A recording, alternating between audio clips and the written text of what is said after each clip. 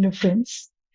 Today I'm going to talk about why I feel that it is very important for any person who is thinking of getting married to go for a therapy first.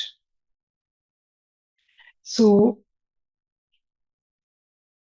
therapy is a mentoring exercise which will help you understand, know yourself, connect with yourself. And when you are at peace within yourself, happy within yourself, it would be possible for you to have a harmonious relationship with the person that you're starting a new life with. So there are millions that people spend on marriage. It is such a big affair in India. The family is involved and everyone takes it seriously and enters it with a sense of commitment. So when we are so serious about this, then knowing the pitfalls that we get into very, very naturally as a part of the process of an intimate relationship is also very important. It's not that people are at fault. It's not that there are some bad people and some good people. It is just that people are carrying hurts from different parts of their childhood, what happened to them, because none of us had enlightened parents. So unless somebody is enlightened or self-realized, they will pass on the traumas that had been given to them, whether they want it or not. They might really love their children, but they'll end up imparting the hurts that were given to them. So, when we have all been through that process and lived in an imperfect society and imperfect education system, there are so many hurts inside of us.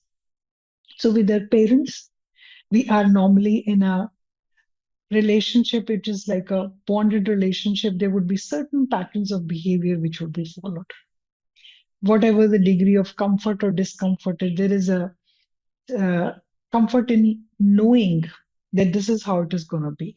Maybe they have a critical parent and they made peace with it. Okay. Or it's a demanding parent and we have learned to go along with them or to be a rebel, whatever it is, because that relationship was continuing since childhood, there's a level of the sameness that comes in, and everyone is fit into different roles in their interaction with their parents. So, intimate relationships and marriage is the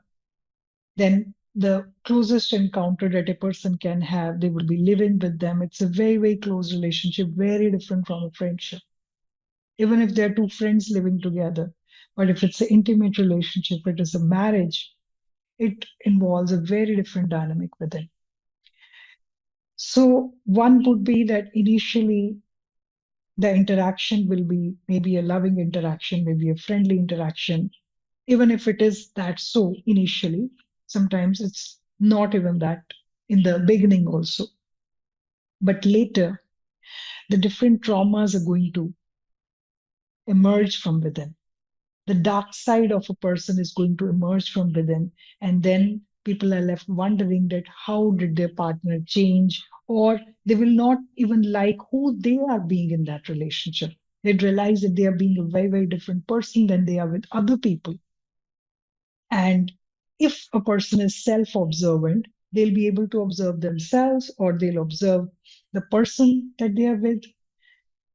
With the person that they're with, usually people end up blaming the other person, that their person is bad, they get angry, or they are critical, or they are judgmental.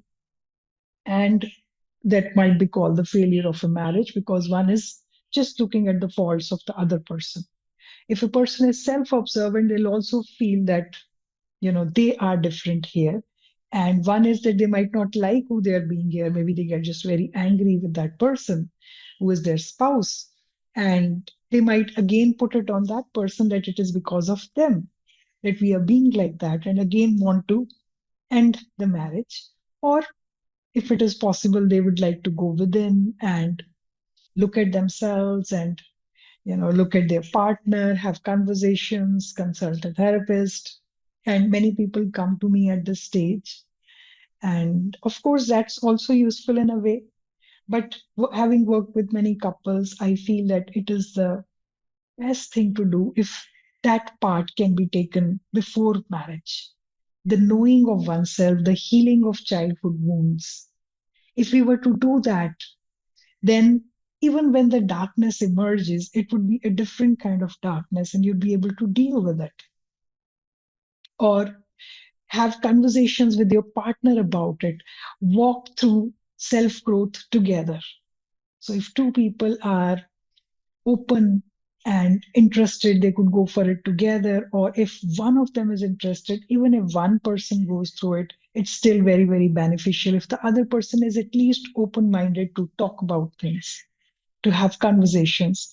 Because in any close interaction, the different things will emerge, the conflicts will emerge, there will be differences of opinion, there will be heightened sensitivity. How it impacts us when our partner says something to us is very different from how another person saying something would impact us. So unless conversations are had about it, the way becomes blocked and just opinions are formed about the other person and the relationship starts to dismantle. So I highly recommend anybody considering marriage. It's a beautiful, beautiful divine union. And I feel that it's very beautiful to think about getting married.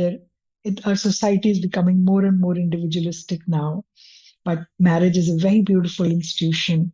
And now, with more awareness and so much of material and help available to all of us, it is just what is needed is that let's enter it in a more aware way. Though, if you put in 6 months before marriage to just working on yourself, inner child work, knowing the different parts of you, the selves of you within you. If you work on modalities like family constellation to harmonize the energies in your family so that none of your ancestors' karma comes on you to uh, have a harmful effect on the marriage. If you go for modalities like this before, if you go for counseling and the understanding of what an intimate relationship entails, if you work towards improving the relationship with your parents first and have a harmonious, good relationship with them, and then consider marriage. So I feel that it would be a very different kind of experience that you will have, a very fulfilling experience. And even the children born in that marriage would experience a harmonious uh, homes and harmonious relationships and would have a much, much better life experiences rather than with parents who are not aware or in conflict. So do go for therapy before marriage, do go for marriage, and I wish you all the best. Thank you.